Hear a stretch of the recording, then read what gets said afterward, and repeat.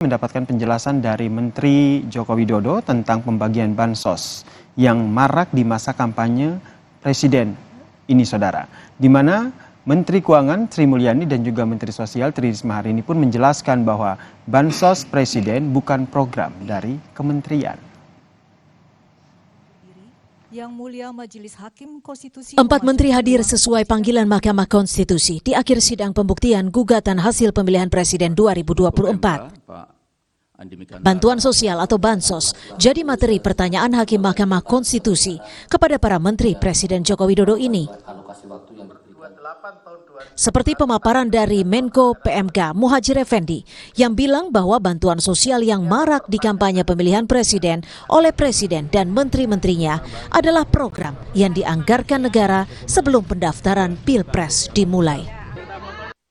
Program perlindungan sosial yang antara lain dimaksudkan untuk mengurangi beban pengeluaran, peningkatan pendapatan, dan penghapusan kantong-kantong kemiskinan telah mendapatkan persetujuan DPR RI dengan alokasi anggaran perlindungan sosial tahun 2024 sebesar 496,8 triliun yang tersebar di berbagai program dan pelaksanaannya oleh kementerian lembaga sesuai dengan fungsi dan tugas masing-masing.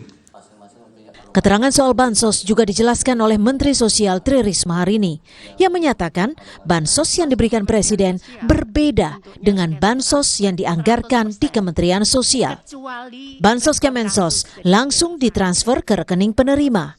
Bahwa bansos di Kementerian Sosial itu bentuknya cash transfer. Jadi tidak ada dalam bentuk natura atau barang. Jadi semua transfer ke rekening penerima manfaat 100%, kecuali respon kasus. Jadi ada yang sakit, ada yang disabilitas. Soal bansos yang dibagikan Presiden pun dipertegas Menteri Keuangan Sri Mulyani bahwa itu bukan yang dianggarkan untuk Kementerian Sosial maupun lainnya, tapi anggaran operasional Presiden.